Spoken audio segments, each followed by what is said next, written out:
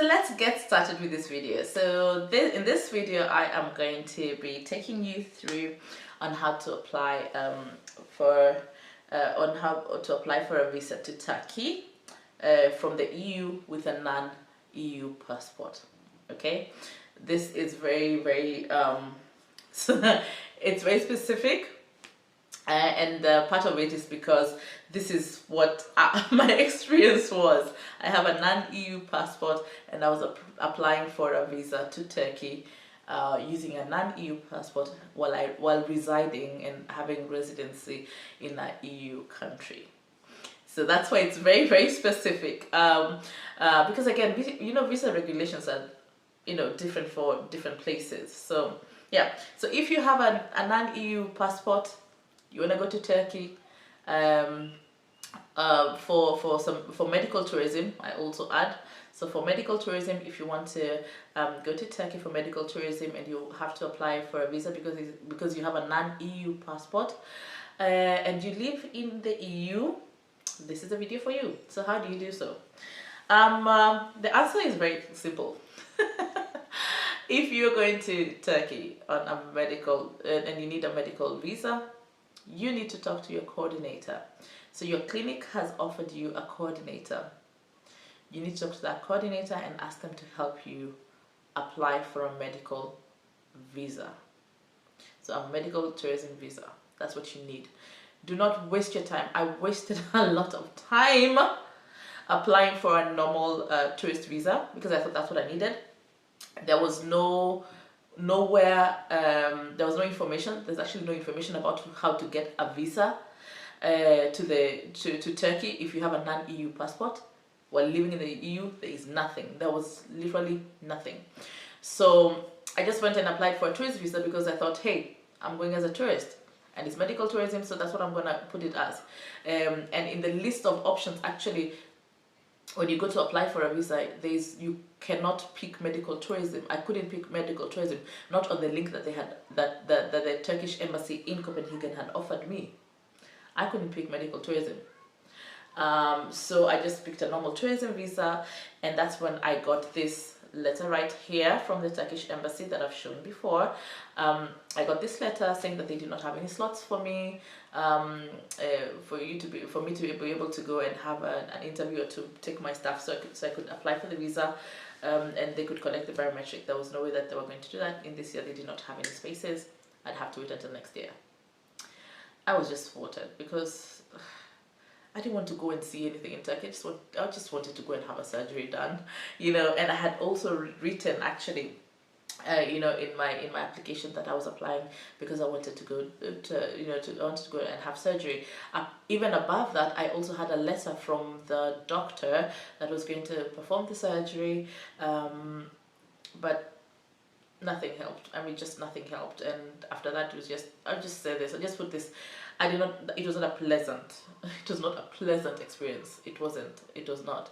And I went back to the drawing board. I almost gave up actually, but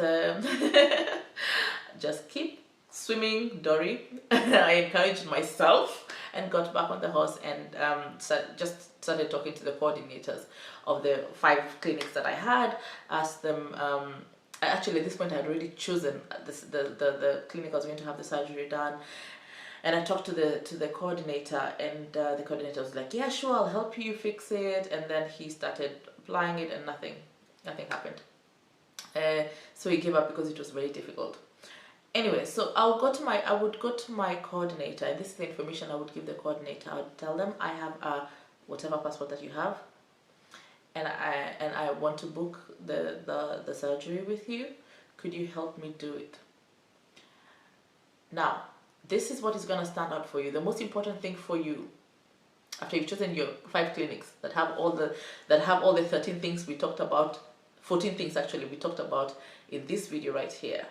Once you've chosen the 5 clinics that have all these things, then this is the thing that's going to set the clinic apart, because it's a lot of legwork to get a medical tourism visa with a non-EU passport while living in the EU. It's a whole process. They almost don't even know what to do. So this is what is going to set. This is what is going to sift which the real MVP from everything else. Okay, yeah.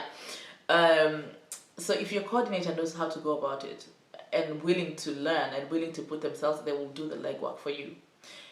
And the reason I ask you to go to the coordinator is because there are clinics that are willing to do the work. If a clinic is not willing to do the legwork for you, if a coordinator is not willing to do the legwork for you, oh, just a minute. Sorry. If a clinic is not, if a coordinator is not willing to do the legwork for you, forget about it. Forget about it, because this is a need that you have as a client, and if they're not willing to do it for you, they're also probably going to skimp on other things, other needs that you might have that they will not want to go above and beyond for you. You're going for a medical, they're going for a medical procedure. You want in a foreign country, and the coordinator is your shadow.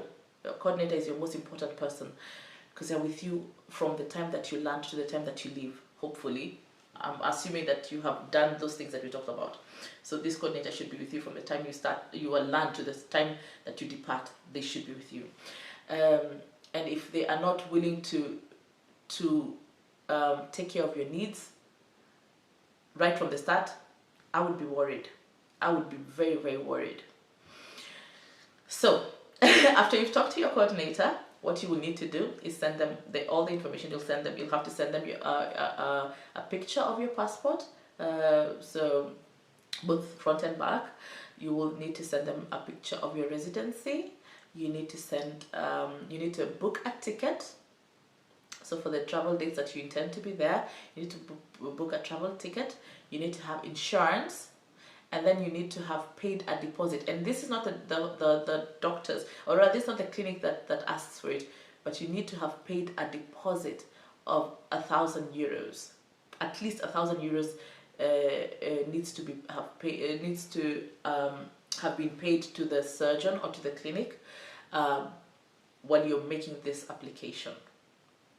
Okay, so those are the things that you need. Your coordinator, of course, while filling out the forms, will ask for more information, and you will just have to give that. But those are the 5 main things that you'll have to do. This is also why it's very important that when you do your money transfer, again, you have to be smart about it. You have these 5 clinics, you've chosen somebody, and they're willing to go down the road for you. They're willing to help you fix the visa situation. You need to transfer this money. You need to cover your bases, so you need to have a written agreement with the clinic that if you do not get a visa, you would get your money back.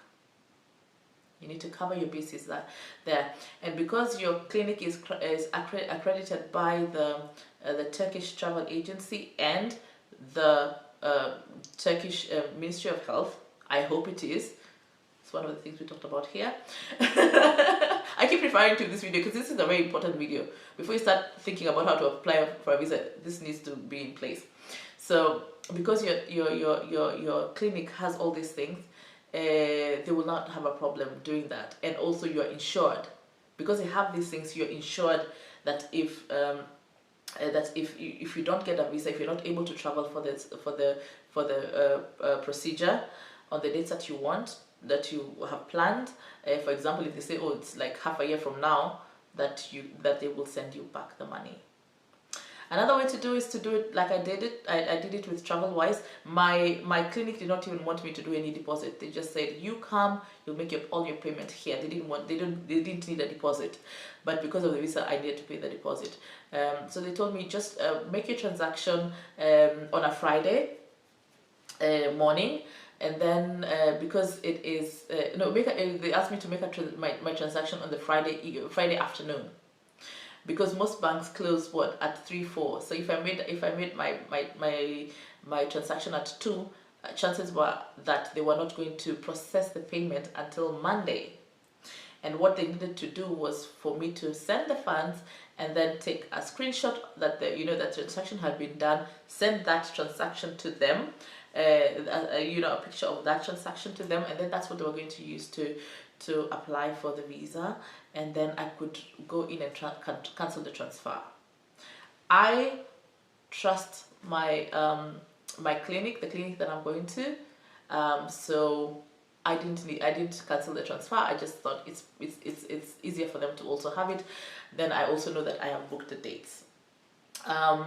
Yeah, so those are the 5 things that you need. You need a ticket. You need to have paid your deposit of at least 1,000 euros. You need to have you need to send your passport, pictures of your passport, both back and front, to your coordinator. You need to you need to send your insurance to make sure that you're covered, so a travel insurance that shows that you're covered while you're traveling. And the last thing I cannot remember for the life of me. Can't remember what the last thing was. Yes, and then you also need a copy of the agreement.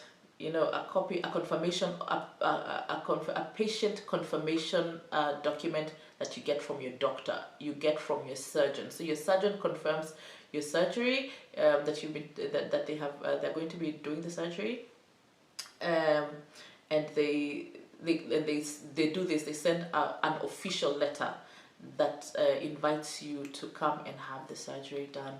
It has all the stamps. This is also another good way of you knowing who you're dealing with, because a clinic that is not accredited will not want to deal with the embassy, and I found out that.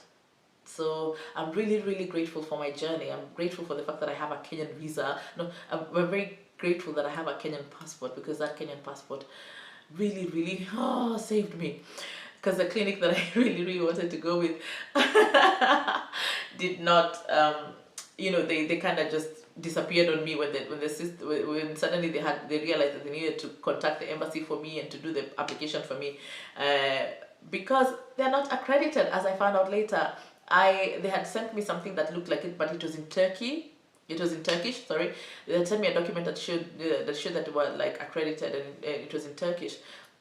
So I kind of believed them, but then thankfully, because I had also these other 5, when I asked for accreditation from the others, one of the clinics, and it's a clinic that I'm going with, they just told me, go into these 2 websites and search search our clinic.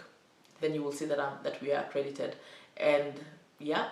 So you don't even need to ask for the clinics for accreditation. Just go, put the clinic's name and search. If you're not there, they're not accredited. So hit the road, Jack. Find someone else. Okay? Yeah. So those are the things that you need. It's pretty much straightforward process once if your coordinator is doing it for you. What I will mention is that most likely the Turkish embassy in the country, the EU country that you're living in, does not have slots. So if they call you, they'll probably call you like on the day before. Okay, so this is what happened with me. They called me on a Wednesday evening. It was 5 o'clock. I remember very clearly, because I was at my daughter's school at a function that they were having, and I saw this number calling and saying Turkish embassy, so I picked it up very quickly. And this is what the lady said on the end. Said, come tomorrow to the embassy at 2 o'clock. I'm like, hey, hold up. I live 5 hours away from Copenhagen and I have work tomorrow. Can we push this to next week? And she said, that's the slot, take it or leave it. And hang up on me. Yeah, so I had to figure out whether I was going to take that slot or not. So yeah, so be very, very be prepared. So from the time you start this process, be very prepared. Talk to your boss. Thankfully, my boss has been a part of all this process. I have included her right from the start. So when I just called her and said, hey, the Turkish embassy called and they told me to go in tomorrow to Copenhagen to get to apply for the visa, can I get the day off? I was able to get a day off, and my colleagues are just amazing. They were able to cover me for 2 days. Actually, I was just supposed to go for 1 day, but it ended up being two days because because they told me to go and pick the visa the next day. So I ended up spending 2 days in Copenhagen. But so involve your boss, because you're gonna need her help. You're gonna need their help if they do call you like just impromptu like that and ask you to go and apply for the visa. Yeah. They don't have many slots, so that's something that you should consider, and just talk to your boss about it. Now that you know about it, talk to your boss about it and tell them, hey, they might call, and if they call, could you allow me to go to the embassy for this appointment? Okay. Yes, so I hope that you found value from this video. Thank you for watching all the way to the end of this video. I absolutely enjoy making these videos. I'm really enjoying making these videos because I know they are going to answer someone's questions, and everything that I've gone through in this season will count for something, because it's gonna help somebody make the best decision they have ever made in their entire lives, because they're gonna be healthy, they're gonna be choosing their health. Yeah. Okay. Yes. So thank you for watching all the way to the end. If you haven't subscribed, kindly do subscribe. There's value, right? We agree. You agree. I agree. Yeah. So go ahead, subscribe to this channel, tap on the notification bell, and also leave me a comment. Let me know, how am I doing? Are you getting value from these videos? Do you have any questions? Drop them down here. Do you have any encouragement? Kindly drop it down here. Okay. Thank you. Until next time, kwaheri.